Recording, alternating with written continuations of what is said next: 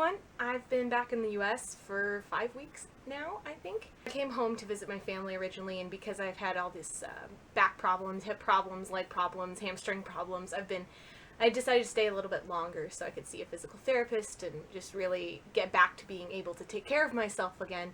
So I've been home 5 weeks now, and I just wanted to talk a little bit about reverse culture shock that I've been experiencing. People always talk about culture shock, especially when you go to a place like China. And I definitely experienced culture shock over there. But part of going into culture shock, especially moving to a place like China, is you totally expect it. You expect things to be different, and you're excited for things to be different. Now, that doesn't mean it's not easy sometimes to adjust, because it definitely is, and there's always the subconscious problem of culture stress just looming beneath the surface. So reverse culture shock is when you return to the United States or to your home, and suddenly things are different. Again, you were used to them before, but now, since you've been away, you've gotten used to things being the different way. So I just want to share a little bit about the reverse culture shock I've been experiencing since I arrived back in the US. The first and probably the most notable one I experienced when I returned was the fresh air.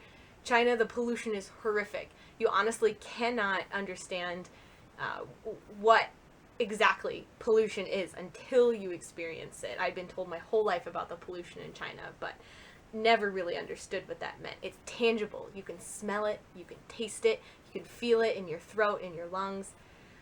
So when I came back home, I was so excited to have fresh air again. I could see clear blue skies. When I came out of the airport, the first place we stopped was a farmer's market, and it was the first time since I had gotten into the car, underground at the airport. It was the first time I was experiencing fresh air in a year, and I had just forgotten how amazing it was. So we get out of the car, and I'm just standing there like an idiot, just breathing in deeply, just running around and saying, fresh air, fresh air, fresh air. And my parents were like, oh, we don't know her, okay, we're just gonna go buy our vegetables. And meanwhile, I'm smelling all the flowers, putting my face in stuff. After, a couple days, you forget about the smells, and it just becomes normal again. Just same in China, I had gotten used to kind of the sulfurous smell in the air all the time, so I didn't notice it. And when people came to visit me, they did notice it, and I was like, I don't smell anything right now. So same thing, back in the US, I'm used to the fresh air. When I go back to China in a few weeks, I'll probably smell the sulfurous, acidic air again. So the second culture shock thing, which is also a big one, is the people. China is an extremely homogenous population. Everyone is Chinese. There are very few foreigners. I get stared at all the time for being a white foreigner. And then to come back to the US, suddenly you're surrounded by a whole bunch of white people. And not just white people, you're surrounded by people of all races. My friend said that when she would go home, she used to think she knew everybody. She would see someone, but then she'd realize, no, it wasn't. It was just because they were not Asian, which we were used to seeing. And in China, if you saw a foreigner, chances are you knew them in Qingdao, or had seen them before at least. One time I was in downtown Ann Arbor just hanging out with my friend, and I kept looking around saying, what is wrong? What looks so weird about this place that I have been hundreds of times? And then it hit me. It seemed absolutely deserted to me. It seemed like there's nobody around, when in reality this is how Ann Arbor usually was. I mean, there weren't so many students around because it was summer, but even so, it was just not nearly as crowded as even the small city of 9 million people that I live in is, because there's just people stacked on top of people stacked on top of people in China. So I was not used to the space at all. So that really struck me, and I wasn't expecting it. And one of the big ones for me was actually crossing the street. In China, it's kind of a chaos in the driving. When you first go, you think, oh my gosh, everyone's going to crash and die.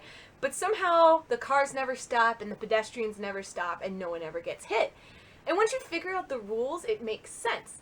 But if you have no idea, it's crazy and chaotic. So I had gotten used to crossing the street in China, where everyone just goes if there's a gap in the traffic, and then you stand on the middle on the yellow line or white line or whatever it is, waiting for a gap in the traffic on the other side of the road. So you can have cars going past you this way and this way and this way. Cars never, ever, ever stop for pedestrians. And I think I've shown some footage of crossing the street before because it's definitely different, but I love it. I feel like it's a challenge. As my brother described it, he said it's like a real-life, high-risk game of Frogger. One of the first times I was home, I was in my little town where I live, and I was crossing the road, and there was a car coming toward me, so I crossed the road and I stopped on the yellow line to wait for the car to go by, as you would in China. The car stopped and waited for me to cross, and I just stared at them, and they stared back at me, and I was like, wait, what? Why are you stopping? And I realized, oh yeah, that's kind of what people do, especially in small towns. Another funny thing that I find myself doing is I get really excited over pretty regular food items, or food items that are extremely regular in the US, but are not so regular in China. So, for instance, ice cream with awesome flavors, or lots of chocolate in it. I get excited about marshmallows, cereal, and granola bars, all of which are not really easily found in China. Like, all their chips are meat flavored. So you get really excited when you see something like Cool Ranch here. You're like, oh, I grew up with that flavor. I know that flavor. It's so great.